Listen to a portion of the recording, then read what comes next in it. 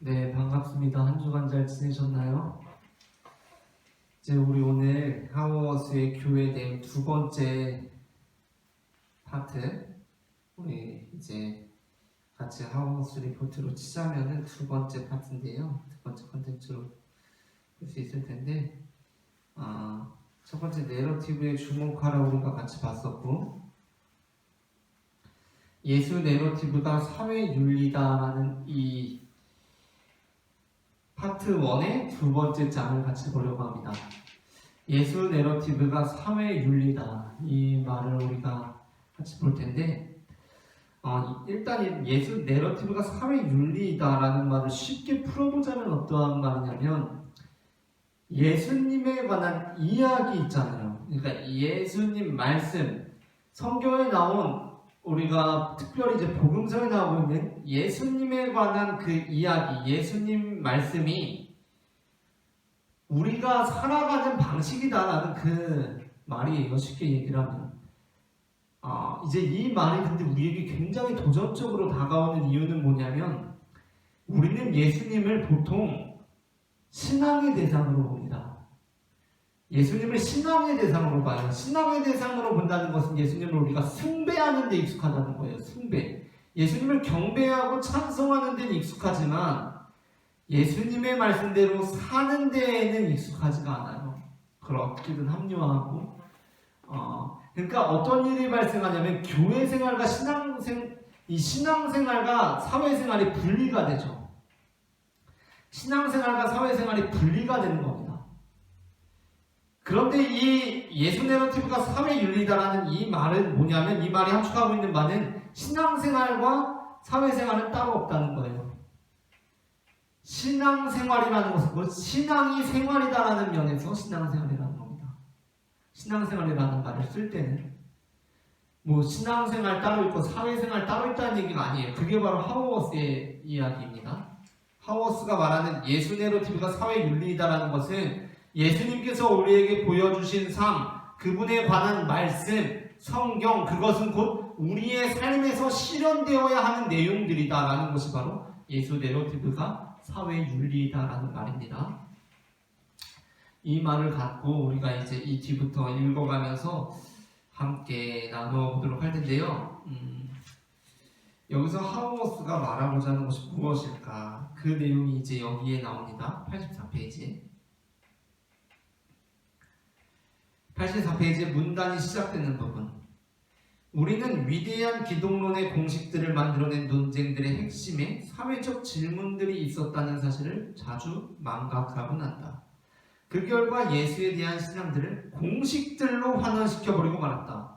공식들은 자명하게 정리된 것처럼 보이지만 정작 예수를 믿는다는 것은 예수의 삶을 따라 살아가는 것임을 간과하게 했다는 것입니다. 자, 여기서 하워스가 아주 중요하게 생각하는 것이 바로 기독론과 제자도인데, 기독론이라는 것은 뭐냐면 기독교라고 하잖아요. 기독이 뭐냐면 그리스도를 한자로 표기한 겁니다.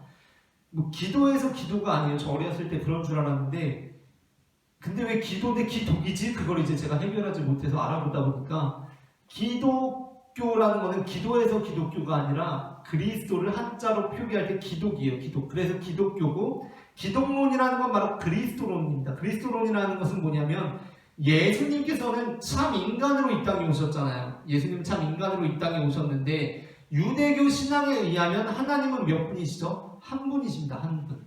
한 분 하나님이세요. 한 분 하나님이신데, 그 한 분 하나님이 어떻게 예수님께서 하나님이 될 수 있는가? 어떻게 예수님께서 하나님이 될 수 있는가? 그것이 바로 참 인간이자 참 하나님의 의미를 담고 있는 그 논리, 그 이론, 그게 바로 기독론, 그리스도론인데, 자, 그 위대한 기독론의 공식들을 만들어낸 논쟁들의 핵심에는 뭐냐면 하워스가 알고 있는 사회적인 질문들이 있었다는 거예요. 그거는 그냥 아무 의미 없이 만들어낸 게 아니라 그때마다 사회적인 질문들이 있었다는 겁니다. 자, 그 사실을 우리가 알아야 된다는 거예요. 왜? 그 사실을 모를 때, 잊어버릴 때 우리가 어떤 일이 벌어집니까? 예수에 대한 신앙을 공식들로 환원시켜버리고 말아요. 무슨 얘기냐? 예수에 대한 신앙이, 사실은 이 신앙이 생활이 되어야 되는데, 신앙이 그냥 숭배의 현장에, 숭배의 공간에 한정된 어떤 하나의 방식이 되어버린다는 겁니다. 자, 신앙이라는 것이 공식들로만은 되고 말아요. 신앙이라는 것이 사회생활과는 다르게 또 하나 갖고 있는 신앙생활이 되어버린다는 겁니다. 이렇게 공식들로 자명하게 정해진 것처럼 보이지만, 그래서 어떻게 된다는 거예요? 정작 예수를 믿는다는 것은 사실은 예수의 삶을 따라 살아가는 것인데 그것을 간과하게 한다는 것입니다. 자, 예수님을 믿는다는 것은 무엇입니까? 신앙생활 잘한다는 것이죠. 맞죠? 신앙생활 잘한다는 것이죠. 그런데 그 신앙생활 잘한다는 것은 신앙생활 잘하고 사회 나가서 또 사회생활은 사회생활대로 잘하고 이런 게 아니라는 거예요. 예수님을 믿는다는 것은 신앙생활을 잘한다는 것인데 그것은 무슨 얘기냐? 신앙생활대로 잘하고 사회생활대로 잘하고 두 개가 완전히 따로 구별되어서 따로 벌어지는 일로 벌어지는 것이 아니라 신앙이 곧 우리의 생활이 되어가는 겁니다. 신앙이 곧 우리의 생활이 되어가는 거예요. 그것을 바로 말하고 있는 것이고, 그래서 하우어스는 뭐라고 말하고 있냐면 기독론의 내러티브 차원을 복원해야 한다는 것입니다. 여기 이제 맨 아래에서 6번째 줄, 7번째 줄 여기 이렇게 나오죠. 기독론의 내러티브 차원을 복원해야 한다. 이를 통해 우리는 예수에게 사회윤리가 없었다는 주장 대신에 예수 이야기야말로 사회윤리임을 확인할 수 있다. 무릇 공동체의 사회적 정치적 타당성은 공동체가 신실한 이야기에 기초하고 있는가에 달려있다 라고 말하고 있습니다. 자, 여기서 이제 85페이지에 보면 1장 1절에 사회윤리에 휘둘리는 예수라고 이렇게 나오면서 예수님에 대해서 어떻게 잘못된 이해를 가질 수 있느냐, 즉 예수님을 우리의 숭배의 대상으로만, 경배의 대상으로만, 그러니까 신앙생활과 사회생활이 따로 가는 그러한 맥락에서 예수님을 섬기는 모습에 잘못을 지적하고 있는데, 하우어스가 이제 트렐치에 대해서 이렇게 말합니다. 트렐치의 말을 인용하면서 트렐치를 비판적으로 이제 하고 있는데, 요더를 힘입어서 존 하워드 요더는 하우어스가 굉장히 많이 영향을 받은 사람입니다. 굉장히 많은 영향을 받은 사람인데 이 사람을 등에 잇고 트렐치를 이렇게 이제 비판하는데, 트렐치가 하고 있는 이 단어들 중에서 가장 이제 눈에 띄는 것이 무엇이냐면 종교적이라는 거예요. 예수 메시지는 순수하게 종교적이다라고 트렐치는 말한다는 거예요. 그리고 예수에게 있어서 삶이란 전적으로 종교적 의미를 가진다. 종교적인 것이라고 이렇게 말하고 있습니다. 하우어스는 이것에 대해서 비판하죠. 예수는 종교적으로 치부할 수 없다라는 것이 하우어스의 주장이에요. 예수는 종교적인 것을 국한할 수 없는 존재다라는 것이 바로 하우어스의 주장입니다. 종교의 영역을 넘어서 있고 우리의 온 삶을 지배하는 것, 그것이 바로 예수다라고 우리에게 말하고 있는 것이 바로 하우어스의 주장입니다. 그것을 하우어스가 이제 이 부분에서 말하고 있는 것이고, 그래서 여기서 굉장히 중요한 말이 나옵니다. 90페이지 보시면 셋째 줄에 요더의 말처럼 역사의 예수는 신앙의 그리스도이다 이겁니다.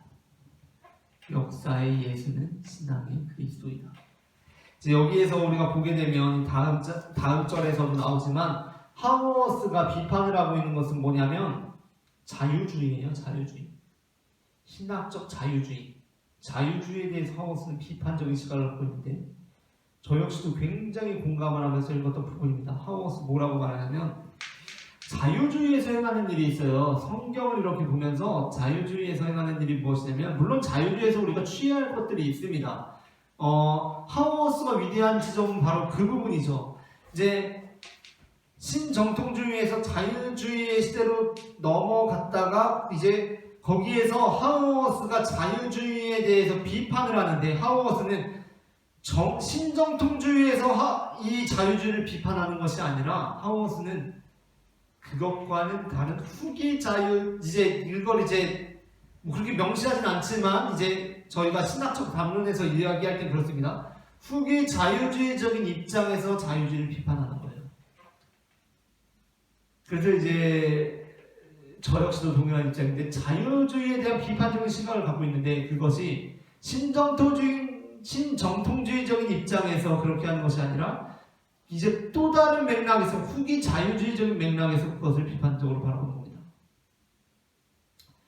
후기 자유주의라는 것은 그래서 후기 자유주의라고 해서 자유주의가 더 발전된 형태가 아니에요.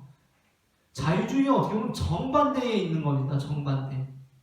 그게 바로 후기 자유주의예요. 후기 자유주의라고 해서 막 자유주의니까 자유주의 이름을 가져왔으니까 아 자유주의가 더 막 발전된 상태인가 보다 더 막 레벨업 했나 보다 이렇게 생각할 수가 있는데 그게 아닙니다. 정반대 입장에서 있는 것이 바로 후기 자유주의예요. 이제 자유주의에서 행하는 것이 뭐냐면 바로 역사적 예수와 신앙의 그리스도를 가르는 겁니다. 다 갈라요. 역사적 예수와 신앙의 그리스도를 가른다는 것은 뭐냐면 성경에 예수님이 나타나 있잖아요. 우리가 예수님에 대한 정보를 얻을 수 있는 것은 오늘날 뭐 학문적으로도 성경이 거의 유일합니다. 뭐 잘해야 외경이나 뭐 위경 이런 거 칠 수 있지만 성경이 가장 권위가 있어요. 학문적으로도.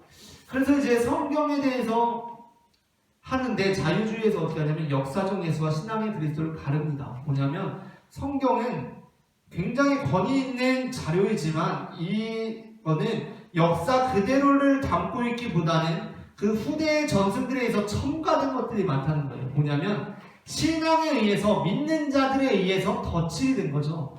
원래 스케치가 있었는데 덧칠이 됐단 말이에요. 더 아름답게 미화가 된 거예요. 성경은 이제 그게 자유주의 입장입니다. 제 입장이 아니라 자유주의 입장인데 성경이 더 덧칠됐고 더 미화됐고 막 원래 예수님은 한 인간에 불과했는데 막 예수님이 무리를 걷고 오병이어로 막 사람들을 먹이고 막 부활하시고 막 이렇게 성경에 됐다는 거예요. 그래서 역사적 예수와 신앙의 그리스도를 갈라요. 그러면서 자유주의자들의 신앙의 그리스도를 자유주의에서는 부정하는 뉘앙스가 강합니다. 부정하는 뉘앙스가 강해요. 그거는 진짜 역사적 예수는 아니에요. 왜냐하면 자유주의에서는 역사적 예수의 포커스가 가 있기 때문에 역사적 예수가 누구인가, 정말 예수님께서 하셨던 말씀, 정말 예수님의 구현하고자 하셨던 정신이 무엇인가에 집중합니다. 그렇게 역사적 예수와 신앙의 그리스도를 갈라내요. 그런데 그러한 면에서 볼 때 요더의 이 말을 빌어서 하워스가 하고 있는 말은 정말 위대한 말이죠. 역사적 예수는 신앙의 그리스도이다. 가를 수가 없다는 거예요. 역사적 예수와 신앙의 그리스도를. 우리가 역사적 예수와 신앙의 그리스도를 가를 수가 없다는 것. 신앙의 그리스도로 나타나 있는 것이 곧 역사적 예수일 수밖에 없다는 것. 그들이 떼야 뗄 수 없는 관계에 있다는 것. 이게 너무나 중요한 말이에요.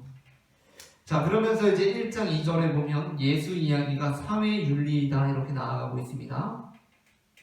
그러면서 예수 이야기가 사회윤리이다. 이거는 앞에랑 똑같죠. 이 말은 무슨 말이냐면 즉 예수님의 말씀은 우리가 무슨 공식으로 이해할 것이 아니라 이거는 정말 우리가 삶으로 살아내야 될 이야기라는 겁니다.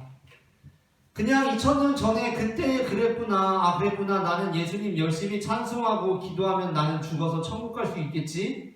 라는 게 아니라는 거예요. 예수님께서 우리에게 요청하고 있는 것은 정말 제자도 우리가 그 길을 따르기를 요청하고 있는 것이고, 그것이 곧 역사적 예수가 말해왔던 것이고 그것이 신앙적 예수 그리스도가 우리에게 증언하고 있는 바라고 하워스는 주장을 하고 있는 거예요.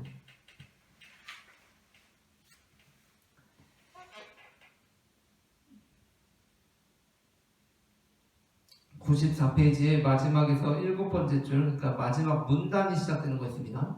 예수 이야기가 사회 윤리라고 말하는 것은 복음서에서 발견하는 예수 이야기와 분리된 도덕적 강조점이나 메시지란 있을 수 없다는 뜻이다.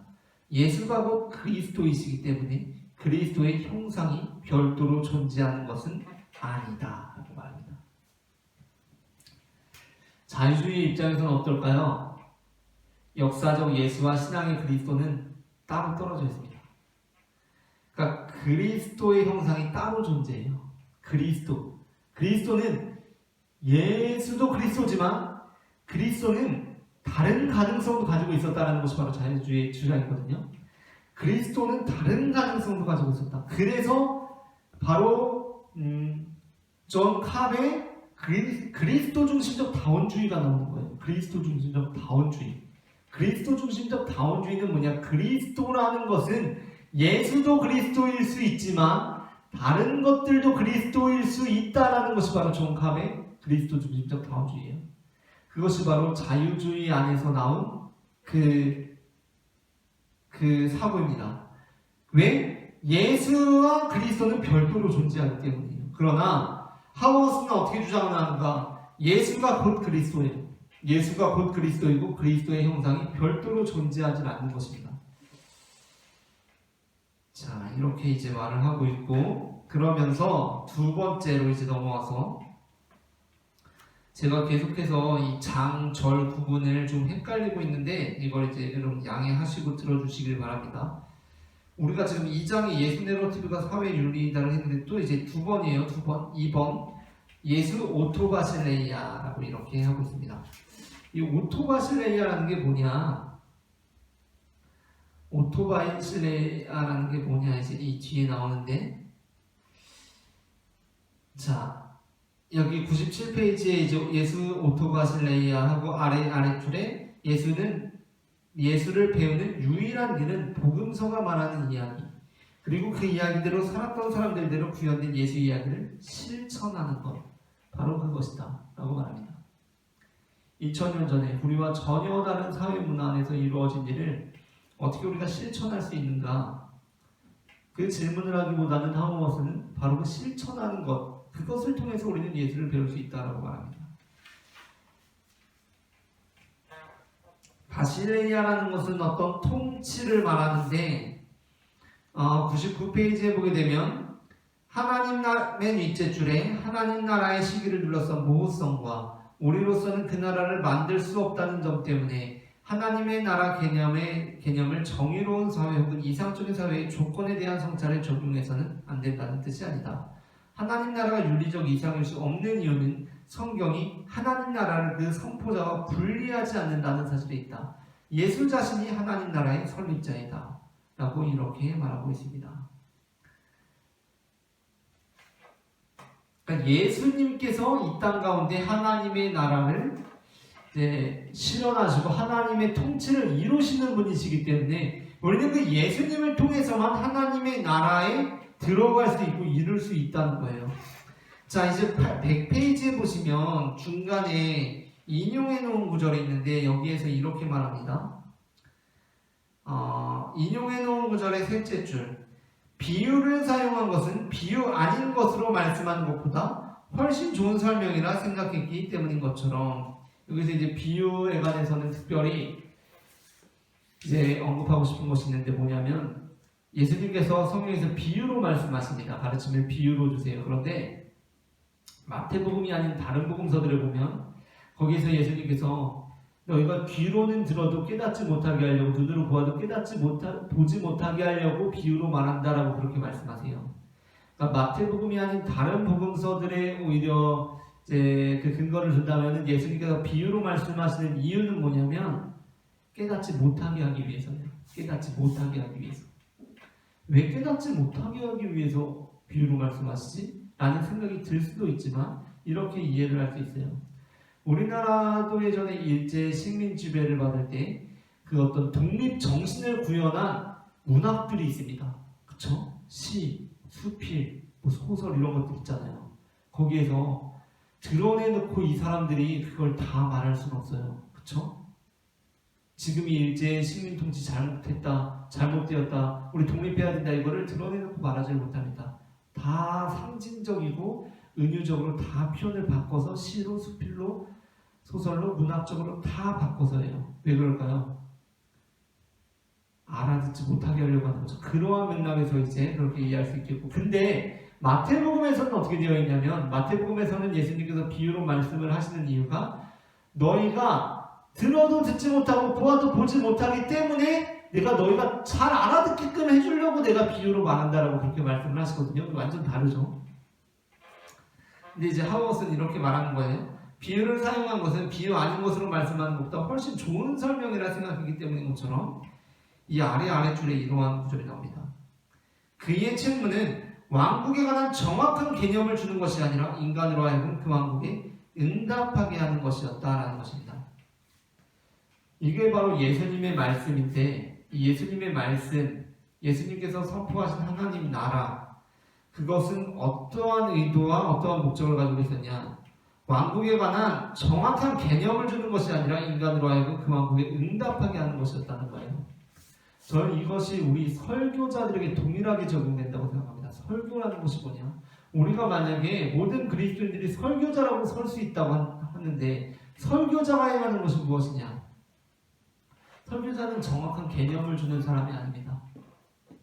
설교는 옳은 것들, 여러 가지 책들을 읽고 거기에서 분석해가지고 이게 맞구나 잘 정리해서 여러분 이게 맞습니다라고 하는 사람이 아니에요. 물론 그러한 방법을 통해서도 이 후자의 일이 벌어질 수도 있겠지만 정말 추구해야 하는 것은 무엇입니까? 그 왕국에 응답하게 하는 거죠. 결단하게 하는 겁니다. 예수님을 따르기는 결단하도록 만드는 것이 너무나 중요한 거예요. 그래서 정확한 개념을 주는 것보다 그게 더 중요하다라고 하고서는 말하고 있는 것이고, 제가 설교와 관련해서 정말 너무나 크게 동의하게 되었던 부분입니다. 그리고 이제 이 부분에서 이제 제자도로 넘어가게 됐죠. 제자도와 하나님의 나라 이렇게 하면서 이제 이어지게 되는데, 제자도란 무엇인가? 우리가 하나님의 나라에 참여하는 것이고 예수님을 따라가는 것이라고 이렇게 말하면서 그 뒤까지 쭉 넘어갈게요. 두 번째 것까지. 그래서 두 번째 것까지에서는 두 번째 거라고 하면 이제 107페이지 제자도와 공동체인데, 이 두 번째 거에서는 우리가 하나님의 나그네 된 백성에서 잡았던 개념들을 그대로 이제 적용하시고 읽으면 이것이 이제 잘 읽힐 텐데, 108페이지에 보면 중간쯤에 전혀 새로운 세상이 이렇게 시작되는 문단의 셋째 줄 위에 있죠. 그리스도인들이 섬김을 베푸는 목적은 이 세상을 더 나은 것을 이 세상으로 하여금 더 나은 것을 만들려는 것이 아니라 예수가 이루어 놓으신 새로운 세상, 새로운 사회 질서의 가능성을 증명해 주는 데 있다라는 것입니다. 그러니까 우리가 섬김을 베푸는 목적은 이 세상에 나가서 이 세상을 막 변화시키고 이런 것이라기보다도 우리가 이제 예수께서 이루어 놓으신 세상이 가능성이 교회에서 이루어짐을 통하여서 세상의 것을 볼 수 있게끔 하는 데 있다라는 것입니다.